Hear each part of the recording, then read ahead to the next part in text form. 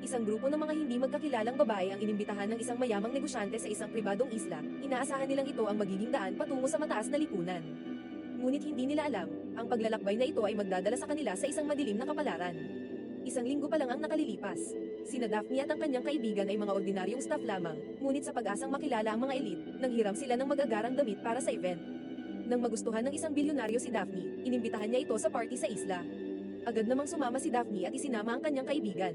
Ang isla ay mararating lamang sa pamamagitan ng pribadong jet, at bawat panauhin ay may sariling marangyang silid na may mga designer na damit, pabango, at lipstick, ngunit napansin ng kaibigan ni Daphne na isa sa mga lipstick ay mukhang nagamit na, kaya itinapon niya ito.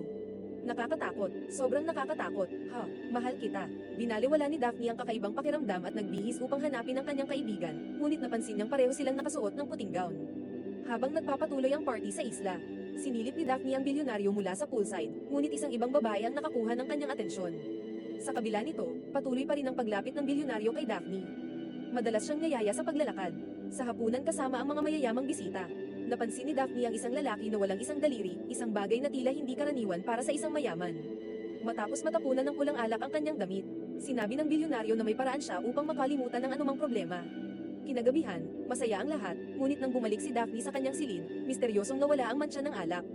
Kinabukasan, nakaramdam siya ng matinding pagod, iniisip niyang dahil lang ito sa kasayahan noong gabi. Habang lumalalim ang kanilang samahan ng bilyonaryo, napansin niyang bigla itong umiiwas sa mahalagang sandali. Sa ikatlong araw, natagpuan ni Daphne ang dumi sa ilalim ng kanyang mga kuko, ngunit hindi niya maalala kung paano ito napunta roon. Sa gabing iyon, nagumpisa ang sayawan sa tabi ng pool, ngunit isang nakakatakot na sigaw ang pumailan lang, ang kaibigan ni Daphne, sinabing may kumagit sa kanya. Isang makamandag na ahas ang kanilang nakita, ngunit hindi naman malala ang kagat. Gayunpaman, hindi mapakali ang kaibigan ni Daphne, sinabing may kakaiba sa lugar na iyon. Pinagtawanan lang siya ni Daphne, iniisip na gusto lang nitong bumalik sa simpleng buhay bilang waitress. Ngunit kinabukasan, bigla siyang nawala. 2 araw ang lumipas at hindi pa rin lumilitaw ang kaibigan niya. Nagsimula ng kabahan si Daphne at tinanong ang ibang mga babae sa party. Sino si Jess?